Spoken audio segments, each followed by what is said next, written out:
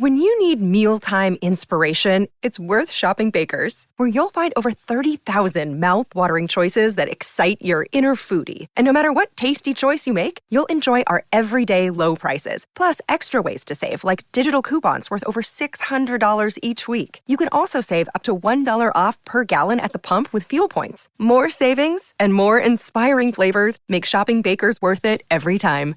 Baker's, fresh for everyone. Fuel restrictions apply. Ryan Reynolds here for, I guess, my 100th Mint commercial. No, don't. I mean, honestly, when I started this, I thought I only have to do like 4 of these. I mean, it's unlimited premium wireless for $15 a month. How are there still people paying 2 or 3 times that much? I'm sorry, I shouldn't be victim blaming here. Give it a try at mintmobile.com/save. Whenever you're ready. $45 upfront payment equivalent to $15 per month. New customers on first 3-month plan only. Taxes and fees extra. Speed slower above 40 gigabytes. See details. My launch costs were $1,600. And that's something I preach a lot. People always think that they need a lot of startup capital, or they need a lot of money, or they need to raise money to start a business. It could not be further from the truth, especially if you start a service business. Welcome to the Millionaire University podcast. I'm your host, Brien Gearin, with you today. And on this edition of the MU Pod, we have an enterprising young gun. His name is Collin Rutherford, and he's the owner of Greenbox Storage. Collin is a former D1 athlete turned college entrepreneur who noticed an opportunity in the market during COVID and jumped for it, going from 0 to 5, then 6, and soon to be 7 figures in revenue in a short amount of time in the business of summer storage for college students. So Collin, man, thank you for joining us today. It's a pleasure to have you. Yeah, thanks for having me on, Brian. Yeah, I'm excited, man, because we're going to talk about a lot. We're going to jump in and we're going to see how much we can cover in about 1 hour's time here. So we're going to examine everything from your origin story, from your startup phase, the growth phase, the stage you're currently in, whatever stage that might be, and everything in between. So logistics, margins, revenues, team, processes, you name it, we're going to tackle it. But I want to start with your origin story. I learned that you were a former D1 hockey player at Dartmouth College. And before we hopped on, you and I connected for a minute because I have a lot of family from Hanover, New Hampshire, where Dartmouth is located. I have an older cousin of mine who played football there, so we had an instant connection there. I thought that was pretty cool. Yeah, I really enjoyed my time at Dartmouth. My senior year was COVID, so that was kind of a whole other bag of worms. But yeah, really enjoyed my time. It's great in the summer, but a little tough weather in the winter. So I like spending my time there when it's a little nicer weather. Yeah, well, and you told me you're already a snowbird. You fly down to Florida for the winter because you're fully remote, so you got it made in the shade. Yeah, that's the huge benefit of having a remote business. I run Greenbox Storage fully remote, so I can run it from pretty much anywhere in the world. It's a huge benefit. Awesome. All right, so tell us a little bit about how you got into it. It sounds like COVID played a big part in this, in the birth of this business. How did Greenbox come to be? Yeah, COVID was actually awesome for my business, which I think most businesses can't say, but I'll back up a little bit. So basically, my junior year of college, I was kind of looking for a way to make money on campus. And so I knew I wanted to start a business. And I thought back to my freshman year when I had a floor mate named Thomas. He was from Minnesota. Dartmouth is in New Hampshire, so really far away. He needed to store his things over the summer. He didn't even have a car, and the nearest open storage unit was 45 minutes away. So I was like, there has to be some better way to find summer storage. So I kind of just was able to gather an email list of all the students on campus and started doing some email marketing and whipped up the website and started bringing in orders for a pickup and delivery summer storage service for college students. So basically, I think we had like 15 customers like right at the beginning. And I was like, okay, we might be onto something here. And then we really started growing like wildfire once COVID hit. Okay. So you kind of whipped this up. You got your first 15 customers. What did you do with all their stuff? So I rented U-Hauls to move the items from campus into a storage unit nearby campus. So I rented a storage unit, rented a truck, hired a couple buddies to help me move boxes from dorm buildings to storage. And then when they came back in the fall, we go and we take their items back from storage onto campus at their new residence. Okay. So that you kind of covered my next question of how does the process work? So it sounds like at the end of the school year, you collect and pick up however. So, and this is like your average college student probably has, well, you could tell me how many average boxes of stuff does a student need to store? On average, it's 6. So, and it's not just boxes. We do mini fridges, plastic bins, suitcases, duffel bags, backpacks, whatever a student has, we'll store it. But on average, 6 items is what our customer stores typically. Okay. And then it's on you to, you lease storage space, you store their stuff, and then come fall, school starts up again, you guys deliver it to their new dorm or their new residence? Exactly. Yep. Wow. Okay. So it's convenient for the college student, and it's not super complicated, but there is a lot of moving parts, especially when you're across 23 college campuses in the United States right now, which we're at. There's a lot of moving parts going on at the same time. I think we had over 6,000 items in storage this year for over 1,000 customers. So it was quite the undertaking this year for Greenbox. Wow. Wow. Okay. So we're going to get to your growth here in a minute, but staying at kind of at square one, how did it go for those first 15 customers? Was it super easy? You just had their stuff and in and out, and you saw them next fall? Or you just gave me a giggle there, so it sounds like maybe it wasn't. Yeah, I'm just thinking about some stories. You're at the early stages. You are down in the trenches, getting your hands dirty, moving boxes. You're sweating, you're climbing stairs.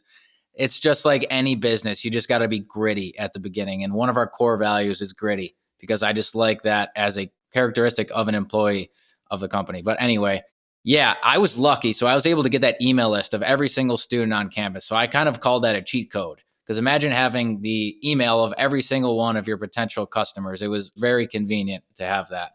And then COVID hit after that, and all the students got sent home. So we were like, if you need storage, we got you. We'll pick you up. We'll store it till whenever you come back to campus. So that we were very opportunistic there in that circumstance. And that kind of elevated Greenbox. It really accelerated our growth. So that was very convenient that COVID hit. Okay, so just for timeline purposes, so Greenbox idea was hatched, or you guys even started collecting a couple bucks before COVID happened, right? So like 2019? Yeah, 2019, we were founded like late 2019. So that was November, December. And then COVID-19 hit like a few months later. We didn't even have like a full summer storage season in us, because Dartmouth is a quarter schedule, not a semester. So there's students that take like winter term off or spring term off. That was when we first got started. And then that first summer season was COVID. It was crazy.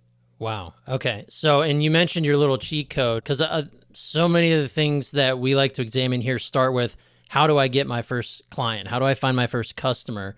You were amongst your peers who were your ICP, right? Your ideal customer profile. Yep. And you said you acquired a list of student emails. And did you just cold email, just pepper out emails looking for people who might need storage? Yeah. Yeah, it's actually public knowledge at Dartmouth. Every single email for every student is public knowledge. You could go on right now and see the email for all 4,000 and change students. So got lucky there. But if we also did some other things like guerrilla marketing, like handing out flyers in person, sliding flyers underneath dorms, chalking sidewalks, setting up tabling sessions and talking to people on campus. That was a little later on. We do a lot more of that now, but right at the beginning, we really relied on email. But you really just have to get down in the trenches and just sell. You just got to sell at the beginning. That's the number one goal for any business owner. Yeah. Cash is king. Cash flow heals all wounds. Yeah, definitely. Yeah, especially when you're brand new. All right. So so once you got that list of emails, you started getting in the trenches, COVID hit. What happened to your growth with COVID? I mean, sounds like it exploded a little bit. Yeah, it accelerated. I think we ended up doing 56,000, or maybe that's the next second year, 41,000 that first year we did in revenue. And so that was when I was like, okay, like 41,000, I'm like a rising senior in college. I think I might be onto something here. So then I continued to grow it pretty much just at Dartmouth, but I had a friend at another school, Liberty University in Virginia. He launched a branch there because he saw how well I was doing with Greenbox at Dartmouth. And then I think year 2, we were at 56,000. So that was 2021, 56,000. Okay. And it doesn't sound like you didn't need starting capital. This was an idea you just hatched to help a buddy, help out Thomas, make sure he had somewhere to store his stuff so he could go home to Minnesota without, 17 million bags on his hands. Doesn't sound like you need a whole lot of startup capital to do this. No, my launch costs were $1,600. $1,600. And that's something I preach a lot because I post a lot on social media, especially on Twitter. I have a big following on Twitter. People always think that they need a lot of startup capital, or they need a lot of money, or they need to raise money to start a business. It could not be further from the truth, especially if you start a service business, because you really just need the materials and need to be able to sell. If you got those two, you can go and you can start a business. It's a little different with product businesses. Maybe you need like a prototype or inventory, and a lot of that needs more capital. But service business, hit the ground running. You can make profit from day one. Yep, absolutely. That's the same with myself and my marketing agency. It was $1,500 all in to start it up. And at that point, it was just go find clients. Nice. That was it. Yeah. Yeah, I can relate. All right. So you get this thing moving. You're coming up on 100K in revenue. You're onto something. You have 2 locations with he's your business partner, right? He was at Liberty University. Yep. So what did it look like internally? Like, were you guys like cool, calm, and collected out, bringing in new students for new business? But was it just the 2 of you that were running this? Did you hire out people to do the moving, or is it still you guys? Yeah, I was pretty much driving every truck at that time when I was still at Dartmouth, and he was doing the operations at Liberty. I would hire some buddies. I was on the hockey team, and I knew a bunch of athletes, so it was pretty easy to find some buddies to help. I'd pay them an hourly wage to help me move the boxes. But yeah, it was pretty much just me running the show at that point. Wow. Okay. And then it's a matter of you guys like the typical engagement with Greenbox, you guys provide the boxes, like they buy the boxes from you, they fill them up. It's however many they want. Then my next question is going to be pricing. How do you all charge for this? But logistically speaking, what did that look like? We've played around with providing boxes and also not providing boxes. We started off not. For 1 year we did. And we realized that it was a big logistical complexity, or at least the way we did it was suboptimal. So then we went back last year to not even providing boxes and tape anymore. And it's not a huge deciding factor. I think we actually did some market research. It was 5th on a list of 5 things that customers value. So we were like, it's not a big consideration for our customers. Regarding pricing, which was like, I think either 1 or 2 on that list of high priorities for customers, we charge per item per month. So if you store a box, it'll be like $16 per box per month for the summer. Huh. Okay. So it's whatever you can fit in this box. That box alone to be stored is $16, and then times the average box number of 6. So you're getting, again, I always tell myself don't do mental math on live shows. Yeah. Here we are. 6 times we charge 16, 4 months for the summer $100. term for storage, by the way. And with a 4-month minimum. All right. And that includes the pickup and drop off. Pickup and drop off is free. There's a $25 storage reservation fee, which we're considering changing, but there's that $25. We have other fees as well. So if pickup on this one day is free, drop off on this one day is free. But if you want pickup on drop off or drop off on other days, there is a custom fee with that as well. So there's other fees layered in if you want like additional services, basically. Right. Okay. When you were starting this, was there no other competition that do this, or is it still kind of a lightly dabbled pieces of competition here and there currently? Yeah. So the reason I started at Dartmouth was I didn't know of a single competitor in the space at Dartmouth. I think in hindsight they did exist, but their marketing was so bad, no one knew of them. So I didn't know of them. I was at Dartmouth for 3 years. I'd never heard of this solution at Dartmouth. Now that I'm in the space, there are competitors, and there are maybe less than 10 national competitors like Greenbox Storage, but it's not a huge market.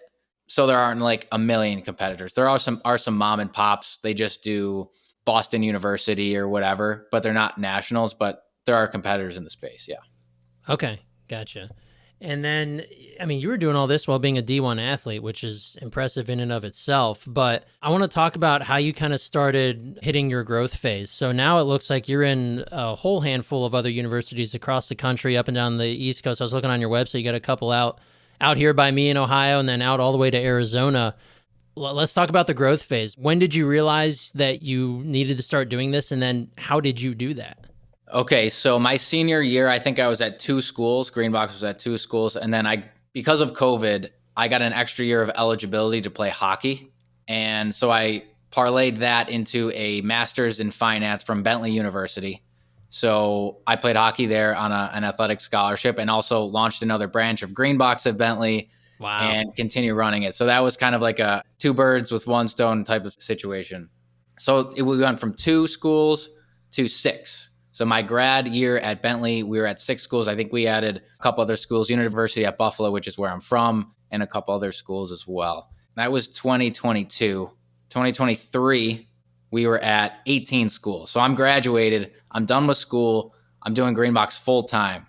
And I was like, we're going into overdrive. We're expanding like crazy. We went from 6 to 18 schools. We tripled our branch presence. And Wow. I have a few learning experiences from that. It wasn't exactly the best way to do it. I can get into that if you'd like. We'll be back right after this. When you and I got married, our finances were all over the place. But we came across Monarch Money, and that has been a game changer for us. A big game changer. Could you imagine if we had that from the beginning? I'm the one who keeps track of the finances in our home, and this to me is just like, it is a sigh of relief. Monarch is a top-rated, all-in-one personal finance app. You get a comprehensive view of all your accounts, investments, transactions, and more. You can create custom budgets. You can track your progress toward financial goals. Plus, Monarch Money automates smart money moves to get you closer to your goals. And now get an extended 30-day free trial when you go to monarchmoney.com/MU. The cool thing too is you can share your Monarch account with your partner, with your financial advisor, your accountant, or anyone else that's involved in your finances. You can also customize it to fit your needs. And there are no ads, and they never sell your data to third parties. After trying Monarch for myself, I can understand why it's the top-rated personal finance app. And right now, listeners of this show will get an extended 30-day free trial when you go to monarchmoney.com/MU.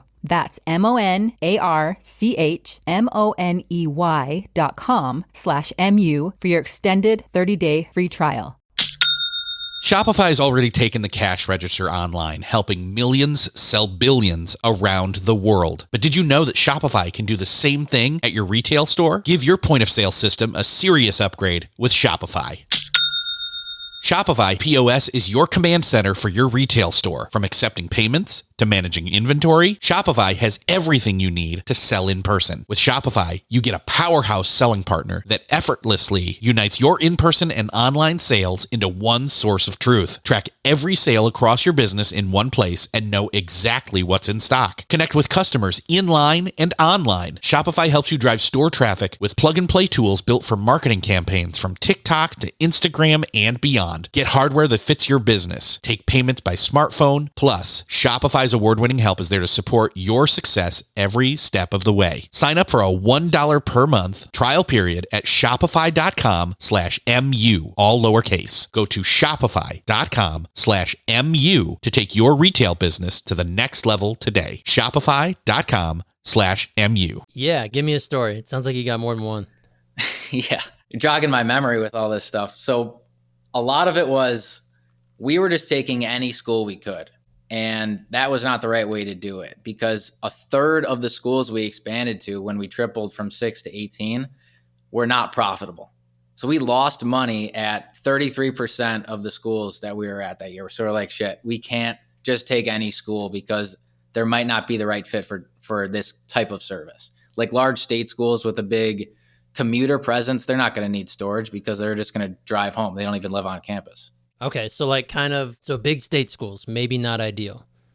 Despite the fact they've got like 50,000 students, there's still not enough? Right. Certain state schools, like we're at Ohio State, which is huge. We're at University of Michigan, huge. University at Buffalo is pretty big too. But like a school like Towson University, which is I think it's in like the Baltimore area or somewhere over there. It's a huge commuter school, and there's just not enough demand for our service there. Interesting. Okay. So commuter schools, no bueno. Is that a matter of when you found that out the hard way, it sounds like on a few of them, lost money. Yeah. When you're going into these schools, did you have a connection at all these schools, or did you like find a student there? And first, I guess I should preface that, is everybody who works with Greenbox or runs a Greenbox extension, are they all college students? Yes. So we actually don't need permission to operate to sell our services to students from the school.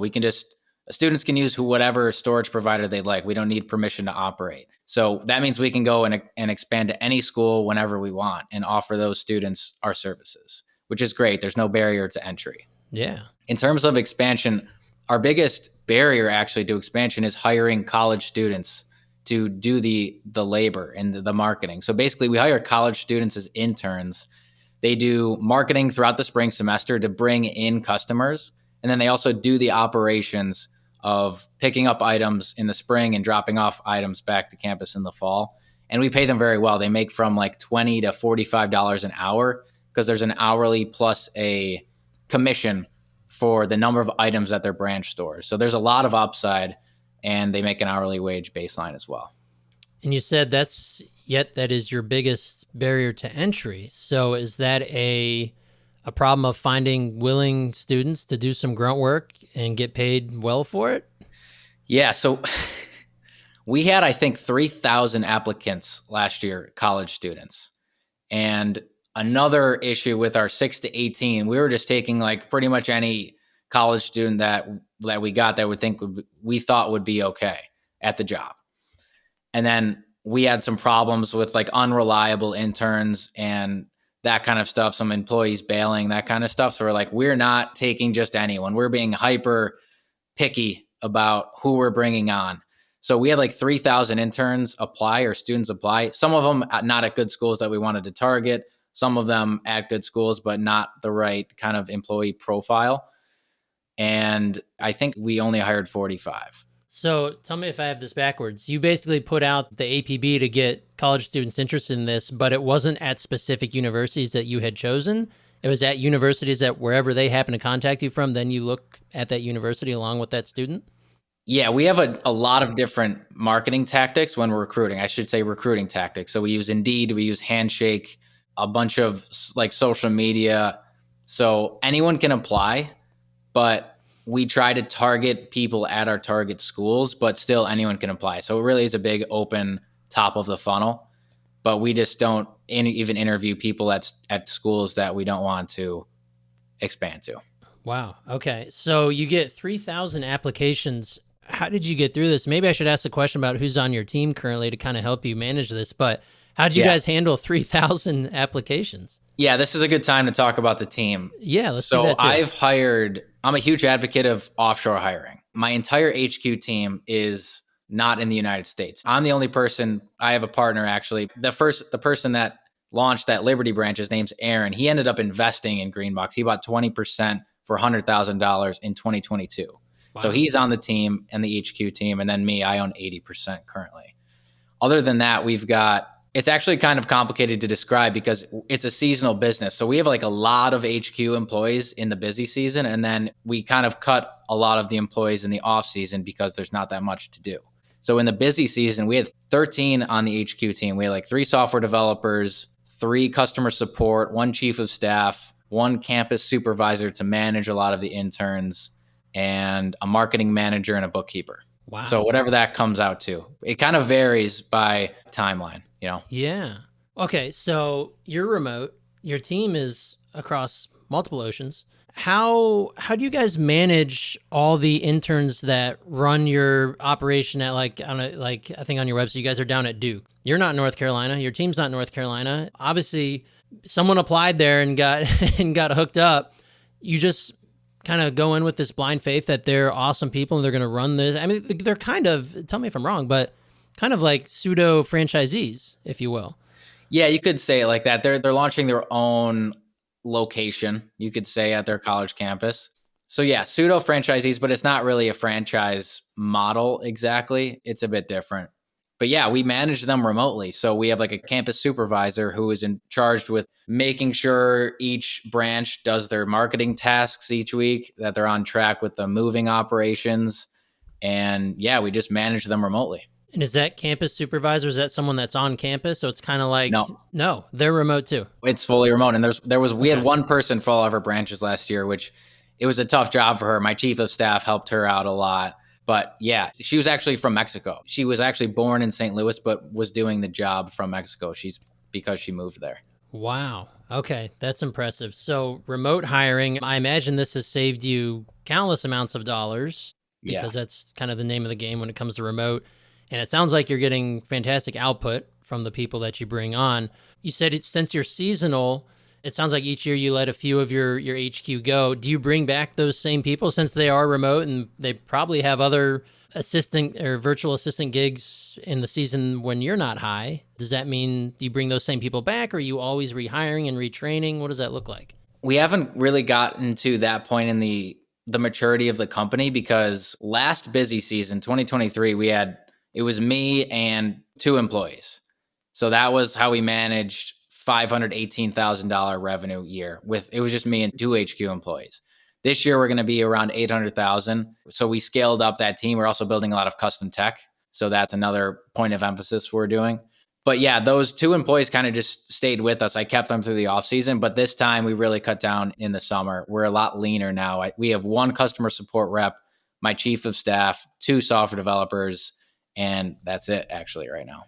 Wow. All right. So you mentioned tech and software development. What type of tech are you guys developing, if you're able to share, or what type of things do you guys do on the tech side to improve your offering? Yeah, I'm super excited. By the way, I told you this before the call. I'm an open book. I'll share absolutely everything about my business.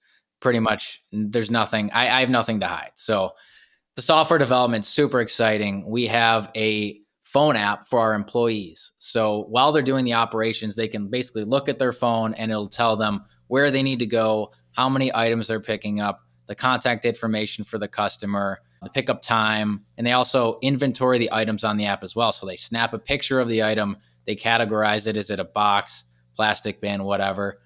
And we inventory that way. So that's one pillar of the tech that we've built. Really cool, transforming how we run the operations of the company. Is it almost like your own CRM? Or I guess it's more so if you're like, I'm not in that world, but like your pick and pack software, like your tracking software, right? Like this way we don't lose anyone's boxes. Exactly. Yeah. It's logistics stuff. It's not marketing. That part of it isn't any marketing. It's just doing the operations. Yeah. Okay. So then that in turn streamlines the operation for your on-campus interns, makes their job a whole heck of a lot easier. Does it also do, so like if I'm at my alma mater at Dayton and I'm an intern for you, does that mean that, A, I'm going out on marketing, I'm bringing in the business, but now let's say I've got 40 accounts, and each time that I go and collect an item, the name of the person, their contact information, their account is already present in this app. Yeah. All I got to do is populate it. And that way, when we come back in the fall, I just go to their account. So they've got 7 boxes. They're sitting in storage D. Yep. Today we're doing pickup, and then you just mark everything as if you're in a CRM, tracking a sales call or a sales pipeline. Exactly. Yeah. You hit the nail right on the head. That's pretty much exactly how it works. Wow. Okay. And that's your own proprietary software that you guys have built. We've built it from scratch. Yeah. I've got my software developers. They're from Pakistan. Phenomenal employees. Really, really, they're just killer. Really happy to have them on the team. Awesome. Okay. Is there any other software initiatives you guys are working on, or is that you built it and it's just maintenance mode? Yeah. So that's one piece. Another piece we have is... a basic piece. So here's the second pillar. A basic piece is customer accounts. So we build out a custom website for customers to sign up. Basically, they fill out the information that we need to conduct the operations, which then populates into that phone app.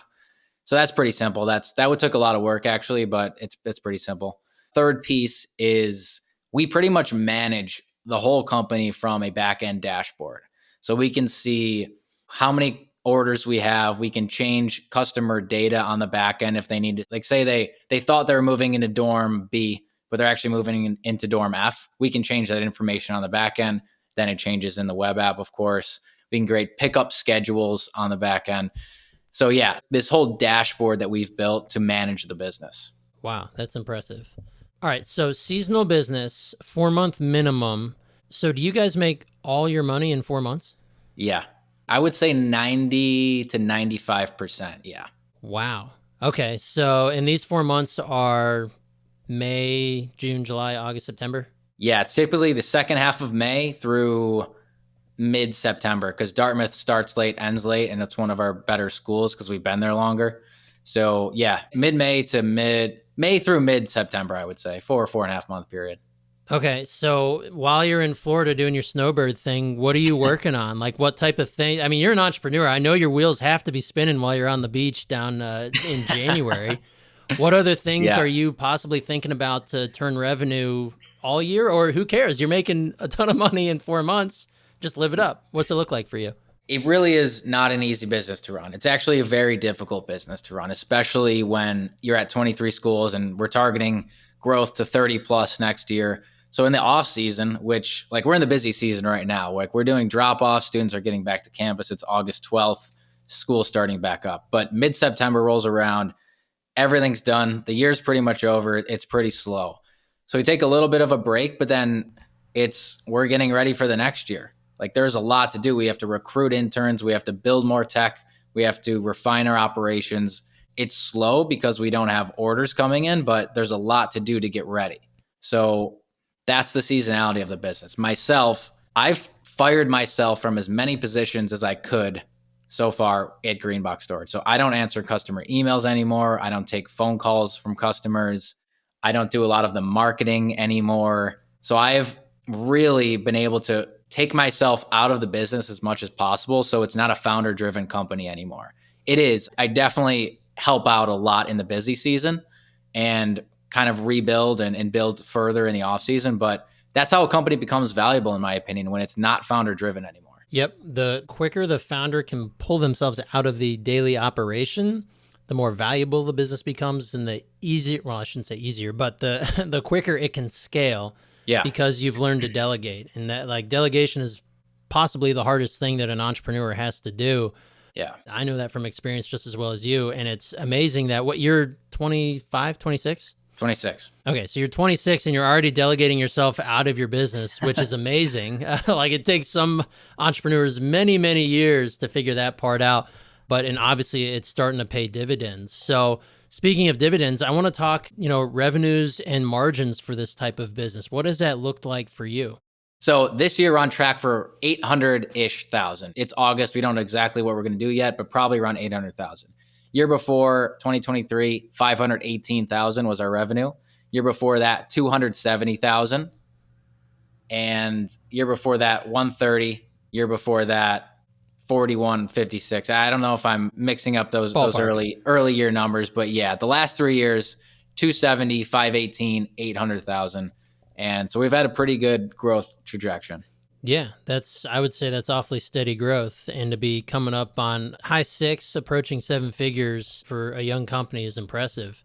What do your margins look like in terms of, you run a pretty lean operation from my understanding. So let's start there. What do the margins look like for you? Our gross margins are ridiculous. Our gross margins I'll give you 2023 numbers because those are finalized. Our gross margins last year were 80%.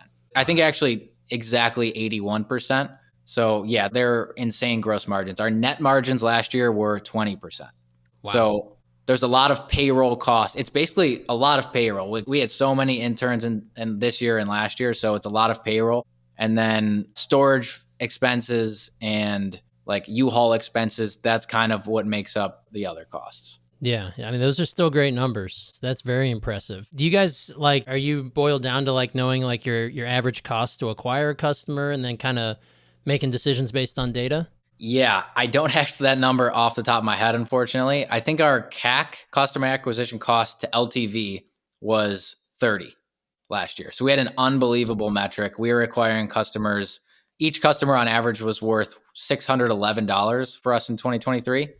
So I guess I could do some mental math backwards induction here. I don't want to embarrass myself on air. Come on, Ivy League guy, let's go. Yeah. Yeah, so we were acquiring customers for pretty cheap and making the most of it. When you need mealtime inspiration, it's worth shopping Baker's, where you'll find over 30,000 mouth-watering choices that excite your inner foodie. And no matter what tasty choice you make, you'll enjoy our everyday low prices, plus extra ways to save, like digital coupons worth over $600 each week. You can also save up to $1 off per gallon at the pump with fuel points. More savings and more inspiring flavors make shopping Baker's worth it every time. Baker's, fresh for everyone. Fuel restrictions apply. Yeah, that's amazing. You mentioned some of your expenses, payroll being the biggest one. That's very common across a lot of growing businesses. How do you keep your expenses outside of payroll in check? So you mentioned your warehouse or your storage expenses, your U-Haul expenses, any of the miscellaneous. How do you guys keep that under control when you are on so many different campuses already? Good question. I think part of what goes into it is, and this is a strategy we just started implementing in 2024, if we don't have 10 customers at a school, we're shutting down the branch. we're not operating. We're refunding the $25 storage reservation fee, and we're just cutting our losses. It's not worth it for us to operate at less than 10-ish customers. So we need a certain threshold. And I think that saves us a little bit of expense on that side of things. Okay. So, and then like if I'm an intern for you, is it even up to me to figure out like getting the best costs on a U-Haul or where to find the storage unit, price comparison? How granular does that get? Good question. We take care of all of that at HQ. The student is not required to book U-Hauls, find storage facilities. So that's another cost control, I guess you could put it that way. We control everything at HQ. Wow. Okay. So literally the intern, their job is to get the business and then do the business, get the pickups and drop-offs. Yeah, we make the pickup schedules too. That's actually a big thing. I don't think a lot of people think about it. Like, we have to create the most efficient route through campus. You don't want to go from here over to here, over to here. We snake through campus as efficiently as possible. And that's not an easy thing to do, actually. So that's something we also take control with at HQ. Okay, that was going to be my next question, because for a time in a former life, I worked in lawn care, and we had software where we would design routes to be the most efficient possible for the techs on that given day. Mm-hmm. It sounds like obviously for you, that can be very important for making sure you keep everybody efficient, making sure you're not, having to pay your intern an extra 3 hours because everybody screwed up the route making. Yeah.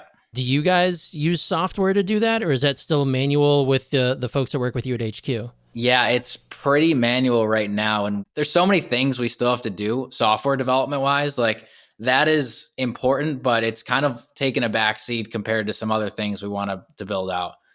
But we use Google Maps a lot. It's easy to kind of use just Google Maps. You can do up to 10 addresses on Google Maps. And so that's a technology we use to help us build out routes. Okay. So your teammate at HQ, they'll get the final customer list from XYZ College. They'll say, all right, we've got 5 here, 10 there, 2 here, 7 there, 6 there. And then they just go out and create the route. Yep. Okay. Gotcha. All right. So back to the interns that you guys trust on every campus. When it comes to them having to go develop the business, what does that look like for them? I know what it looks like for you. You kind of hit the ground running, you talk to your friends, and then you grew organically. Do you have SOPs, standard operating procedures, that you pass to these interns? Do these interns have to have at least a minimum personality trait to go out and biz dev? Like, I don't know. I think back when I was in college, I had none of those skills. Like, I was entrepreneurial. I had my own lawn care business, but I didn't exactly go crazy marketing myself. It was my neighbors on my block came to me and I cut their grass. In college, I would have been totally at a loss for this. So what does that look like for your interns? Yeah, we have a training process at the beginning with SOPs. We share how to do certain things, both logistically and marketing. So our marketing strategies are this. We do cold email, so we're still able to gather email addresses. So that's one thing, but the students don't do that. We did that at HQ. We send flyers to students. They flyer dorms on campus. That is one of the highest performing marketing tactics that we do. You slip a flyer under every single dorm on your campus 2 to 3 times throughout the semester. We get a lot of orders that way.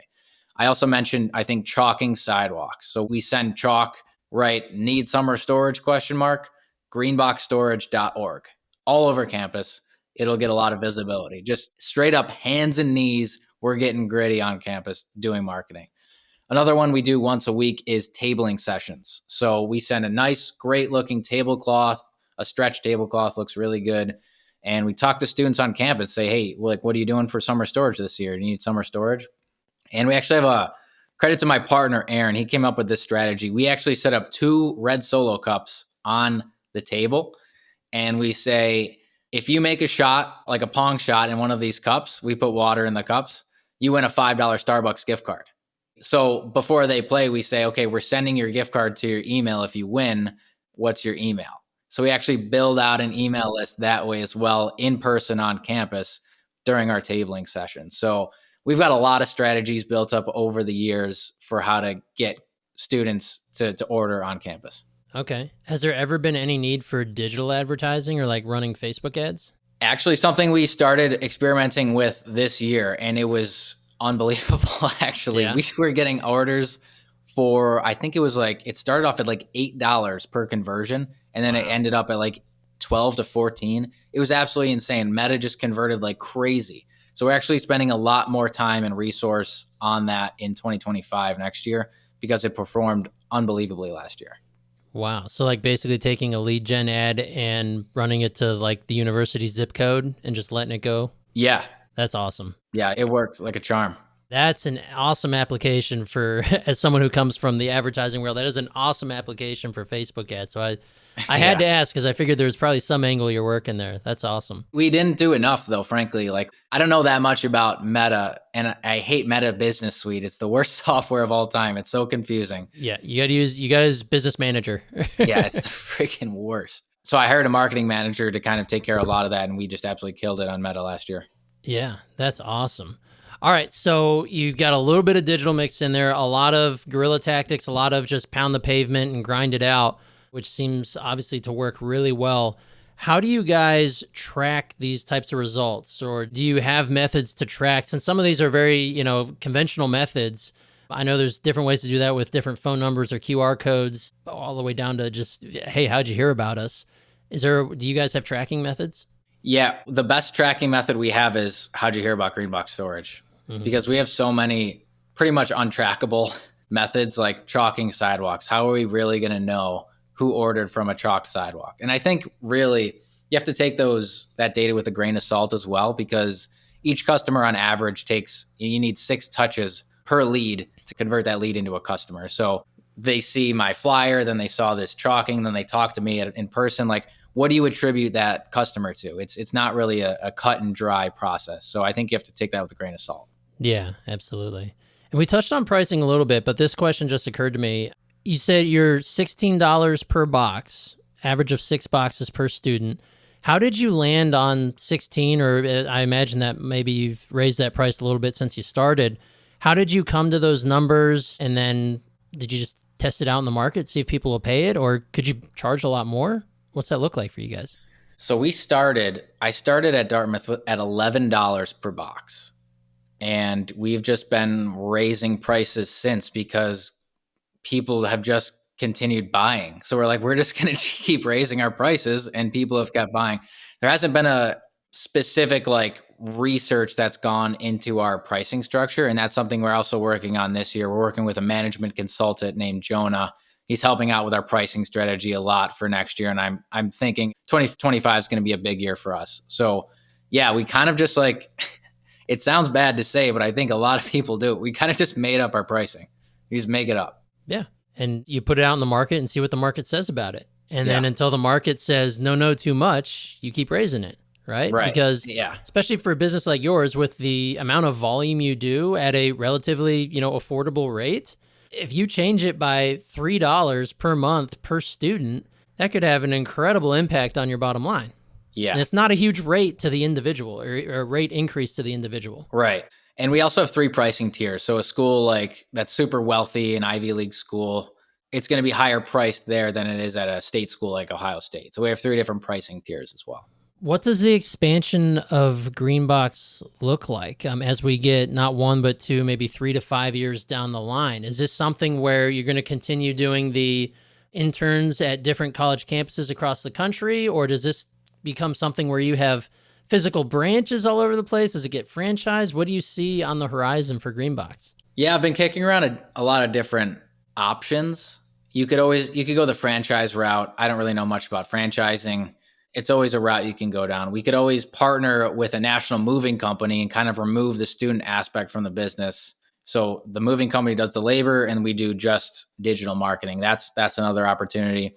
Or we stay with what's working. We stay with student model. It's not the easiest thing to manage all the college students, but could just stay with what's working. 3 to 5 years down the road, I'm going to try to continue to remove myself from the business as much as possible. I'm eventually going to hire a CEO to take my role and have a management structure with some managers under him as well, him or her, and continue to build the business value. I love it. And then you got my brain jogging on the point you mentioned about using the college interns versus a national moving company.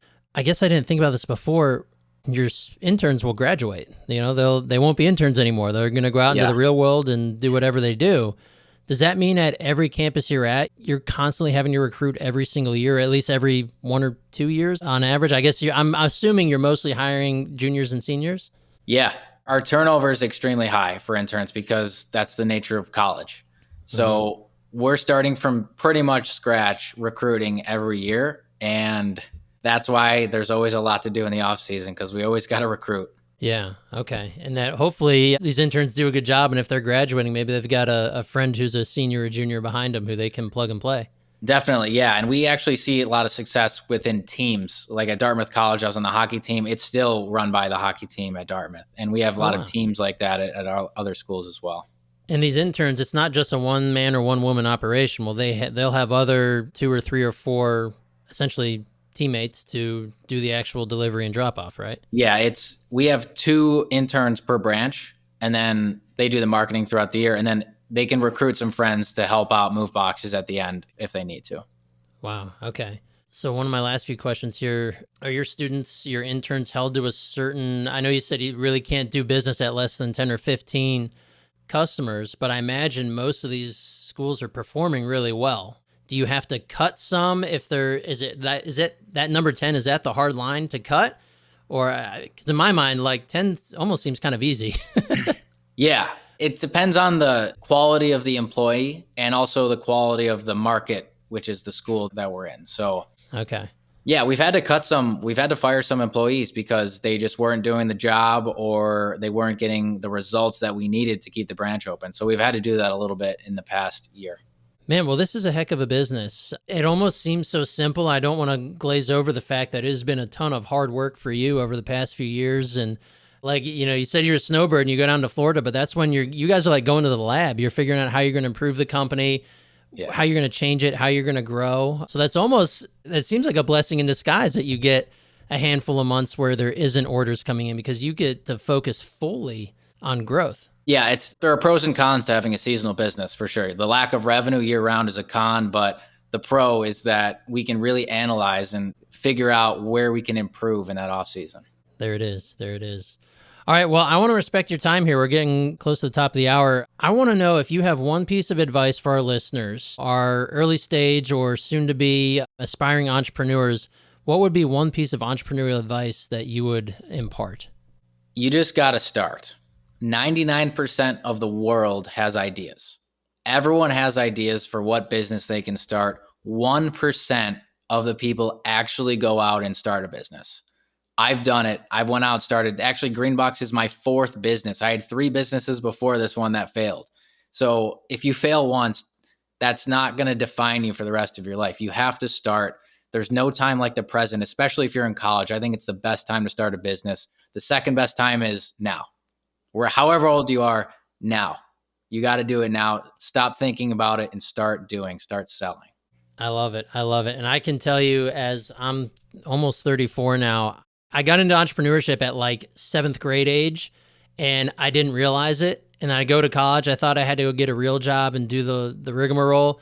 I wish I was like you and just started a business back then because, like looking at you, you are miles ahead of the game. And I love that piece of advice. We have a lot of entrepreneurs and listeners are younger, or they're looking at college, or they're in college, or maybe they just graduated college, and there's so much opportunity out there. The money and the abundance is there. And if you have an idea, like you said, just go act on it. Go do something. I love it. Yeah, 100%. Also, if there are college students listening to this right now, the internship with Greenbox Storage, that's a great way to kind of dip your toe into entrepreneurship. Like you mentioned, it's kind of like you're launching your own branch. So we give you the tools, but you have to go out and do it. So if you're interested in entrepreneurship, a Greenbox Storage internship is a good position to start. Absolutely. You heard it here first, folks. Rock on. All right, man. How can our listeners get a hold of you? How can they check you out? I know you're big on Twitter/X. Give us the rundown. Yeah, as of right now, I have 8,000 plus followers on Twitter. It's my platform of choice. Or I post a lot on LinkedIn, and I'm just getting into the video platforms as well. So I'm posting every day on TikTok, YouTube Shorts, and Instagram Reels as well. So you can find me pretty much anywhere, and I provide content every single day about how to start and launch your business. That's what I do. Awesome. I love it. Well, Collin, thank you so much for your time and your knowledge. This has been a pleasure. Yeah, had a blast. Thanks for having me on, Brien. All right. We'll see you next time. All righty. Let's hear it for Collin Rutherford, everybody. Big thank you to Collin for joining us on the show and sharing his time and his knowledge with us. I think the coolest thing, there's so many cool things he shared, but one of the big things that he mentioned was that starting his business required a total investment of $1,600. Not much at all, like the price of a mid-level laptop to get his business started and off the ground. But after that came the grit, the hard work, and the determination to turn his idea into an actual business. So I hope you take that bit of advice to heart and apply it to you and your endeavor or your soon-to-be endeavor, because that is a piece of education that can last a lifetime. All right, so before we head out, I have two things I want to ask you. I'd love for you to check out millionaireuniversity.com/training and pick up our free business training. This is great for anybody in any stage of entrepreneurship, whether you haven't started your business yet, or you're an early stage entrepreneur, or it's a great checklist if you're already an entrepreneur and a business owner. Go ahead and grab that millionaireuniversity.com/training. And secondly, if you haven't already, please go ahead and hit the link button on our episode and send a text to your friend, your bestie, whoever, your business partner, someone in your family who you think might appreciate this episode. Share it with them, and let's see if they enjoy it just as much as you did. So, all right, that's it for me. Brien Gearin signing off. I cannot wait to see you on the next episode of the Millionaire University podcast. Go out there and crush it today, my friends.